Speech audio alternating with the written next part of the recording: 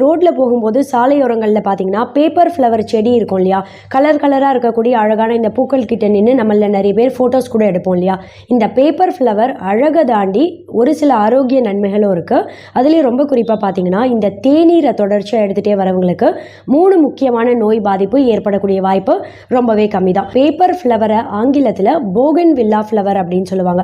இது பார்த்தீங்கன்னா ரொம்ப குறிப்பாக சளி, இருமல், ரொம்ப குறிப்பாக பார்த்தா தொண்டை கட்டு, தொண்டை கரகரப்பு இதெல்லாம் சீக்கிரமே சரி பண்ணுறதுக்கு இந்த தேநீர் ஒரு நாளைக்கு ஒரு தடவைன்னு 3 நாட்கள் எடுத்தீங்க அப்படின்னாலே சீக்கிரமாக அந்த பாதிப்புலேருந்து வெளிவர முடியும். ரெண்டாவது, நம்ம எலும்புகளை நல்லா ஸ்ட்ராங்காக வலுவடைய செய்யும். எந்த அளவுக்குன்னு பார்த்தா பிற்காலத்தில் ஆர்த்ரைட்டிஸ் நோய் பாதிப்பு ஏற்படக்கூடிய வாய்ப்பையும் பார்த்தா ரொம்பவே கம்மி பண்ணிடும். மூணாவது, நம்ம ரத்தத்தில் எப்போவுமே சர்க்கரையோட அளவை கட்டுப்பாட்டில் வைத்து பராமரிக்கும். இதனால் நீரிழிவு நோய் பாதிப்பு ஏற்படக்கூடிய வாய்ப்பும் ரொம்பவே கம்மி தான். டைப் 2 டயபெட்டிஸ் இருக்குது அப்படின்றவங்களுக்கு உங்கள் ரத்த சர்க்கரை அளவை கட்டுப்பாட்டில் பராமரிக்கவும் இந்த தேனும் 15லேருந்து 16 பூக்கள் அப்படின்றதே ஒருத்தருக்கு போதுமான அளவாக இருக்கும். 3 கிளாஸ் அளவு தண்ணி சேர்த்து நல்லா கொதிக்க வைக்கணும்.